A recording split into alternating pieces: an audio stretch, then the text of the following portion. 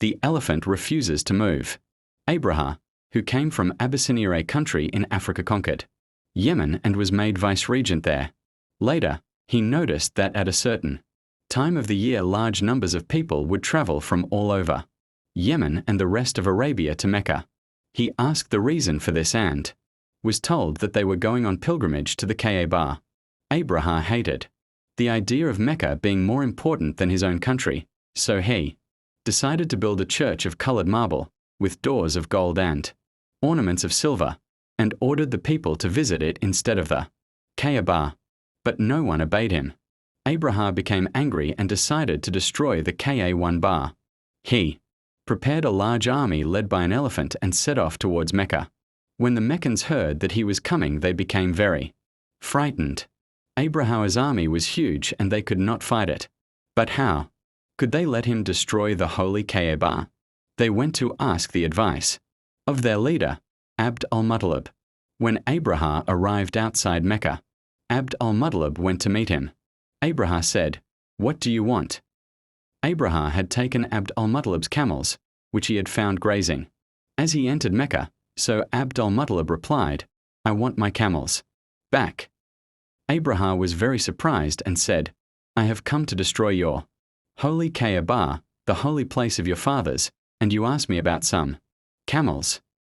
Abd al-Muttalib replied calmly, "The camels belong to me. The Kaaba belongs to Allah and He will protect it." Then he left Abraham and went back to Quraysh and ordered them to leave Mecca and wait for their enemies in the mountains. In the morning, Abraham prepared to enter the town. He put armor on his elephant and drew up his troops for battle. He intended to destroy the Kaaba and then return to Yemen. At that moment, however, the elephant knelt down and refused to get up, no matter how much the soldiers tried to get it to move by beating it. But when they turned its face in the direction of Yemen, it immediately got up and started off.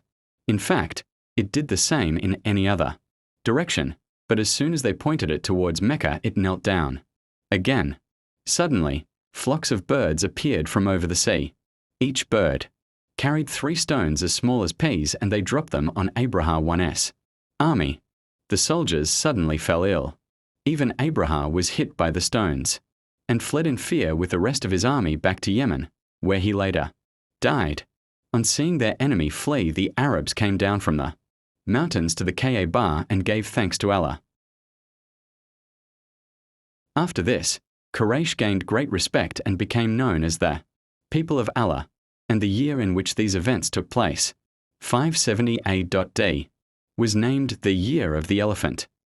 In that year, Allah had saved the Kaaba, and He would soon bring forth a prophet from among Quraysh. In the name of Allah, the Beneficent, the Merciful, hast thou not seen how thy Lord dealt with the owners of the elephant? Did He not bring their stratagem to naught, and send against them swarms of flying creatures, which pelted them with stones of baked clay, and made them like grain, crops devoured by cattle? Quran 105.1-5. The Prophet is born. One day, while traveling north, one of the Arab tribes from Mecca met a hermit in the desert. Some of the men stopped to speak with him. Hermits were known to be wise, and the Arabs often asked their advice. The hermit asked where they had come from. When they replied that they were from Mecca, he told them that Allah would soon send a prophet who would come from their people. They asked the name of this prophet, and the hermit answered that his name would be Muhammad and that he would guide them to a new way of life. Meanwhile, in Mecca, Amina, although saddened by the loss of her husband, felt especially well and strong as she awaited the birth of her baby. During this time, she dreamt of many things. On one occasion it was as if a great light was shining out of her, and on another she heard a voice telling her that she would have a boy and that his name would be Muhammad. She never forgot that voice, but she told no one about it. On Monday, the 12th day of Rabi al-Awwal in the year of the elephant, Amina gave birth to a son. Allah sends man many signs when one of His chosen prophets is born, and on that 12th day of Rabi al-Awwal in the year 570 AD, many such signs were seen. Some were seen by Jewish scholars who had read in their scriptures of a coming prophet. One of these learned men in Yathrib, for instance, saw a brilliant new star he had never seen before as he studied the heavens that night. He called the people around him and, pointing the star out to them, told them a prophet must have been born. That same night another Jew was passing by the meeting place of the leaders of Quraysh in Mecca. He asked them if a baby boy had just been born and told them that if it were true, this would be the prophet of the Arab nation. Amina sent news of the birth to her father-in-law, Abd al-Muttalib, who was sitting near the Kaaba at the time. He was very happy and began at once to think of a name for the boy. An ordinary name would not do. 6 days came and went and still he had not decided. But on the 7th day, as he lay asleep near the Kaaba, Abd al-Muttalib dreamt that he should give the baby the unusual name of Muhammad, just as Amina herself had dreamt, and the child was called Muhammad, P-Ba, which means the praised one. When Abd al-Muttalib told the leaders of Quraysh what he had named his grandson, many of them asked, "Why did you not choose the sort of name that is used by our people?"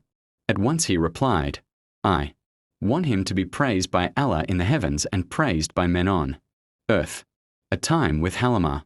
Like many other women in Mecca, Amina decided to send her son away from the city for his early years to the desert where it was more healthy. Women from the desert used to come to Mecca to collect the new babies, and they would then keep them until they developed into strong children, for which they were well paid by the parents. Among the women who traveled to Mecca to fetch a new baby at the time Amina's son was born, was a Bedouin woman called Halimah. With her was her husband and baby son. They had always been very poor, but this year things were harder than ever because there had been famine. The donkey that earned Halimah on the journey was so weak from hunger that he often stumbled. Halimah's own baby son cried all the time because his mother could not feed him properly. Even their she-camel did not give them one drop of milk. Halimah did not know what to do. She thought to herself, "How can I possibly feed another baby when I haven't got enough milk even for my own son?" At last they reached Mecca. All the other women of the tribe to which Halimah belonged, the Bani Sad, found a child to take back with them. But not Halimah. The only baby left was Muhammad, P-Ba. Usually their father paid the wet nurse, but Muhammad's father was dead, so no one wanted to take him, even though he was from one of the noblest families of Quraysh. Halimah did not want to take him either, but she did not want to be the only woman to go back to her tribe without a baby to bring up. She asked her husband whether she should take Muhammad, P-Ba, or not. He advised her to do so, adding, "Perhaps Allah will bless us because of him." They started on the return journey, and as soon as Halimah began to feed Muhammad, P-Ba, her milk suddenly increased and she had enough for him as well as her baby son. When they were back home, everything began to change. The land became green, and the date trees, one of their main sources of food, gave lots of fruit. Even the sheep and their old she-camel began to give plenty of milk. Halimah and her husband knew that this good fortune had come because they had the new baby, Muhammad, P-Ba, whom they had come to love as if he were their own son. When Muhammad, P-Ba, was 2 years old, Halimah took him back to his mother. She pleaded with Amina, however, to let her keep him for a little longer, and to her great joy the mother agreed. During his time with Halimah's family in the desert, Muhammad, P-Ba, played with her children and together they would take the sheep out to graze. At other times, however, Halimah would often find him sitting alone. It is said that on one occasion, 2 angels came to Muhammad, P-Ba, and washed his heart with snow. In this way Allah made his heart pure, for he intended Muhammad, P-Ba, to be greater than any man ever born and to become the seal of the prophets. In the name of Allah the Beneficent, the Merciful, did we not expand thy breast for thee and ease thee of thy burden, which weighed down thy back, and exalted thy fame? So truly with hardship comes ease. Truly with hardship comes ease. So when thou art relieved, still toil and strive to please thy Lord. Quran 94.1-8. When Halimah finally took Muhammad, Ba, back to Amina. He was a healthy, strong boy. Later he would look back with joy on the time he had spent with Halima, and he always thought of himself as one of the Bani Sad, the orphan's childhood. Muhammad, Ba, returned to live with his mother in Mecca when he was about 3 years old. 3 years later, Amina decided to take her son to visit his uncles in Yathrib. She told her maid, Baraka, to prepare everything they would need for the long journey, and then they joined one of the caravans going there. They stayed in Yathrib a month and Muhammad, Ba, enjoyed the visit with his cousins. The climate there was very pleasant and he learned to swim and to fly a kite. On their way back to Mecca, however, Amina became ill and died. She was buried in the village at Al-Abwa not far from Yathrib. Muhammad, Ba, returned sadly to Mecca with his mother's maid. He was now 6 years old and had lost both his father and mother. He was then adopted by his grandfather, Abd al-Muttalib, who loved him dearly and kept him by his side at all times. It was the custom of Abd al-Muttalib to sit on a blanket near the Kaaba. There he was always surrounded by people who had come to speak to him. No one was allowed to sit on the blanket with him. Close they were to each other. Many times Abd al-Muttalib was heard to say, "This boy will be very important one day." However, except his grandson Muhammad, Ba, which shows how 2 years later Abd al-Muttalib became ill and Muhammad, Ba, stayed by him constantly. Abd al-Muttalib told his son, Abu Talib, to adopt Muhammad, Ba, after his death, which he did. Abu Talib had many children of his own, but Muhammad, Ba, immediately became part of his family and the favorite child. The time came for Quraysh to prepare a caravan to go to Syria. Abu Talib was going with them and he took Muhammad, Ba, along. It was Muhammad's first journey to the north after days of travel. The caravan arrived at a place near Syria where the Romans used to come to trade with the Arabs. Near this marketplace lived a monk called Barara. His cell had been used by generations of monks before him and contained ancient manuscripts. Barara saw the caravan in the distance and was amazed to see that over it was a large white cloud. It was the only cloud in a clear blue sky, and it appeared to be shading one of the travelers. The monk was even more surprised to see that the cloud seemed to follow the caravan but disappeared when the person it was shading sat down under a tree. Barara knew from the scriptures that a prophet was expected to come after Jesus, and it had been his wish to see this prophet before he died.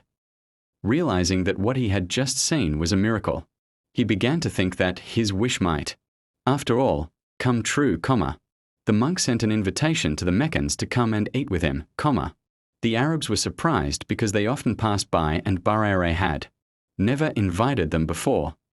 When the group was all together for the meal, the monk said, "Is this everyone?" "No," someone said. A boy was left watching the camels. Barara insisted that the boy should join them. The boy was Muhammad, Ba. When he arrived, Barara said nothing, but watched him all through the meal. He noticed many things about his appearance which fitted the description in the old manuscripts. Later on, he took him aside and asked Muhammad, Ba, many questions. He soon found out how he felt about the idols in the Kaaba. When Barra tried to make him swear by them, as the Arabs used to do, Muhammad, Ba, said, "There is nothing in this world that I hate more." They talked together about Allah and about Muhammad's life and family. What was said made Barra certain that this was indeed the prophet who would follow Jesus. Then the monk went to Abu Talib and asked him how he was related to Muhammad, Ba. Abu Talib told him that Muhammad, Ba, was his son. Barra replied that this could not be so because the boy was destined to grow up an orphan, and he ordered Abu Talib to watch over Muhammad, Ba, with great care. There are many stories told about Muhammad's youth. Some tell of how he used to take the family sheep to graze and was always kind to them. While they grazed, he would sit, thinking about the mysteries of nature. Unlike those around him, he He never worshipped the idols and never swore by them. He also wondered why people were always struggling for power and money, and this saddened him and made him feel lonely. But he kept his feelings to himself. He was a quiet, thoughtful boy, and rarely played with other boys of his age. On one occasion, however, Muhammad P.B. went with some of the boys to a wedding in Mecca. When he reached the house, he heard the sounds of music and dancing, but just as he was about to enter, he suddenly felt tired and, sitting down, fell asleep. He didn't wake up until late the next morning and thus missed the celebrations. In this way, Allah prevented him from doing anything foolish, for he was keeping Muhammad P.B. for something much more important, the Prophet's marriage. By the time Muhammad P.B. was 25, he was famous for his honesty. He was respected by everyone, even the elders of Mecca. The purity of his nature increased with the years. It seemed he had an inner knowledge that other people did not have. He believed in one God, creator of the world, and he worshipped him with all his heart and with all his soul. Muhammad P.B. was the finest of his people, the most kind, truthful and reliable person in Mecca. He was known among Quraysh as the trustworthy Al-Amin because of the good qualities Allah had given him. He spent many quiet hours in a cave in Mount Hira, not far from Mecca, thinking about Allah. Among Quraysh was a respected and wealthy woman named Khadija. She was involved in trade, and on hearing of Muhammad's reputation, sent for him and asked him to take her goods and trade with them in Syria. Muhammad P.B. agreed and left for Syria with one of Khadija's caravans. With him went her slave, Maysara, and they spent a great deal of time talking together. Maysara soon came to admire Muhammad P.B. He thought he was quite different from all the other men of Quraysh. Two unusual events took place during this journey which puzzled Maysara very much. The first happened when they stopped to rest near the lonely home of a monk. Muhammad P.B. sat under a tree while Maysara was busy with some work. The monk came up to Maysara and asked, "Who is the man resting under the tree?" "One of Quraysh, the people who guard the Kaaba," said Maysara. "No one but a prophet is sitting beneath this tree," replied the monk. The second event occurred on the journey back to Mecca. It happened at noon, when the sun is at its hottest. Maysara was riding behind Muhammad P.B., and as the sun grew hotter, he saw two angels appear above Muhammad P.B., and the trading was very successful, and Muhammad P.B. made more profit for Khadija than she had ever received before. When they arrived back in Mecca, Maysara told Khadija everything about the trip and what he had noticed about Muhammad's character and behavior. Khadija was a widow in her 40s, and as well as being rich and highly respected, she was also very beautiful. Many men wanted to marry her, but none of them suited her. When she met Muhammad P.B., however, she thought he was very special. She sent a friend to ask Muhammad P.B. why he was not married. Muhammad P.B. said that it was because he had no money, to which the friend replied, "Supposing a rich, beautiful and noble lady agreed to marry you?" Muhammad P.B. wanted to know who that could be. The friend told him it was Khadija. Muhammad P.B. was very happy, because he greatly respected Khadija. He went with his uncles, Abu Talib and Hamza, to Khadija's uncle, and asked his permission to marry her. P.B. and Khadija were married. Their marriage was a joyful one, and Muhammad P.B. and Khadija were well suited. Their life together, however, was not without some sadness. They were blessed with 6 children, 2 sons and 4 daughters. Sadly, their firstborn, a son called Qasim, died shortly before his 2nd birthday, and their last child, also a son, only lived for a short time. Happily, their 4 daughters Zainab, Ruqayya, Kulthum, and Fatima all survived. For a few years Muhammad P.B. lived a calm and quiet life as a merchant in Mecca. His wisdom benefited many people. One such time was when Quraysh decided to rebuild the Kaaba. It was a difficult decision for them because they had to knock it down before rebuilding it, and the people were afraid that Allah might be angry with them for knocking down his sanctuary. At last one of the wise old men of Quraysh decided to begin, then everybody followed him. They worked until they reached down to the first foundation that Abraham had built. As soon as they began to remove the stones of this foundation, however, the whole of Mecca began to shake. They were so afraid that they decided to leave these stones where they were and build on top of them. Each tribe brought stones and they built the Kaaba up until they reached the place where the black stone was to be set. They then began to argue about who should have the honor of carrying the black stone and lifting it to its place in one of the corners of the Kaaba. They almost came to blows, but fortunately one of the men offered a solution. He suggested that they should be guided by the first person to enter the place of worship. They all agreed, and as Muhammad, P.B. was the first to enter, everyone was pleased, because they all trusted him. They told him the cause of the argument, and he asked them to bring a large cloak. They did as he asked, and after spreading the cloak on the ground, he placed the black stone in the center of it. Then he asked a man from each tribe to hold one edge of the cloak and together to raise it to the height where the stone should be seen. When this was done, he took the stone off the cloak and put it into place himself. This story shows how all Quraysh respected and trusted Muhammad, P.B., and how, by his wisdom and good sense, he was able to keep the peace. The Prophet's death one night. Shortly after his return to Medina, the Prophet, P.B., woke up at midnight and asked his servant Abd Allah to saddle his mule. They then left the house and went to the Baqi al-Gharqad, the burial ground of the Muslims. There the Prophet, P.B., stood in the front of the graves, and, as though he could see the Muslims buried in them, spoke to them, and prayed over them. Later, Abd Allah reported, the Prophet, P.B., told me that he was ordered to pray for the dead and that I was to go with him. After the Prophet, P.B., had prayed, he turned to Abd Allah and said, I can choose between all the riches of this world, a long life and then paradise, or meeting my Lord and entering paradise now. Abd Allah begged him to choose a long, rich life, followed by paradise.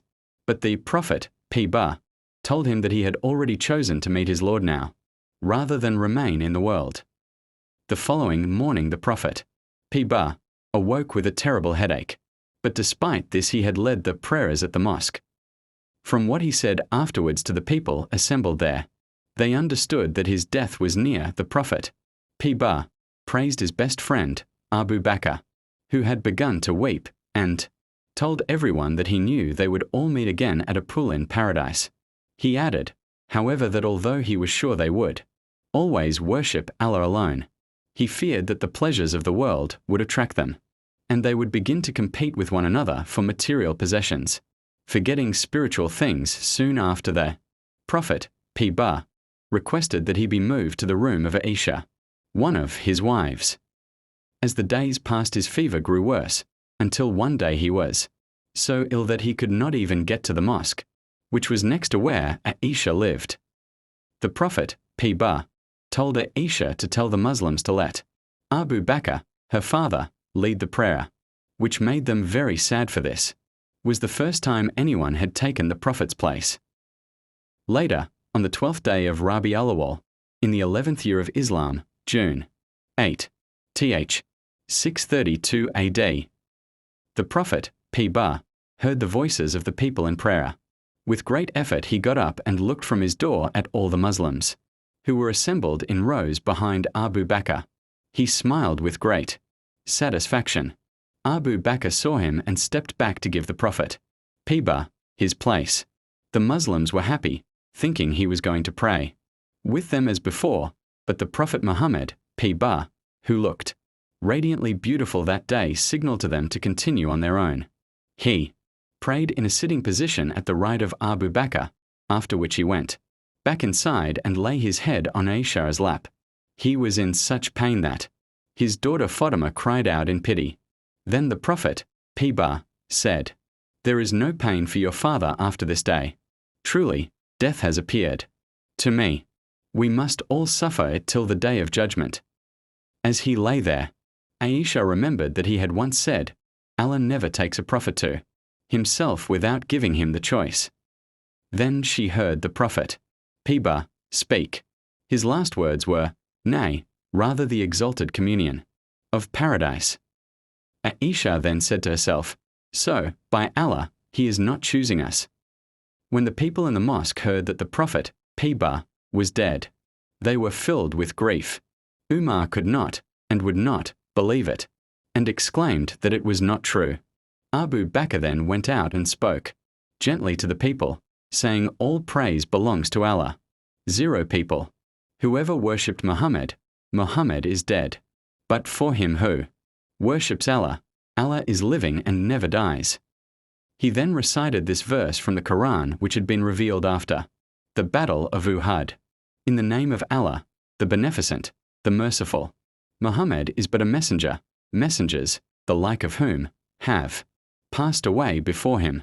Will it be that, when he dies or is slain, you will turn back on your heels? He who turns back does no hurt to Allah, and Allah will reward the thankful. No soul can ever die except by Allah's permission and at a term appointed. Whoso desires the reward of the world, we bestow on him thereof. And whosoever desires the reward of the hereafter, we bestow on him. Thereof we shall reward the thankful. Quran 3.144 to 145. After this the people pledged their loyalty to Abu Bakr, whom they, Prophet, Piba, had chosen to lead the prayer. Abu Bakr accepted and concluded what he had to say with these words, obey me so long as I obey Allah and His Messenger. But if I disobey Allah and His Messenger, you owe me no obedience. Arise for your prayer, Allah have mercy upon you. The people rose and asked him, where will the Prophet, Piba, be buried? Abu Bakr remembered that the Prophet, Piba, had said, no prophet dies who is not buried on the spot where he died.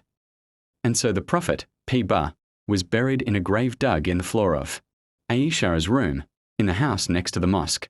The spot became known as the Haram al-Nabawi, and Muslims from all over the world go there to pray and to give their blessings and greetings of peace the Prophet, Muhammad, Piba. And lo, thine verily will be a reward unfailing. And, lo, thou art of a tremendous nature. Quran 67, 3-4.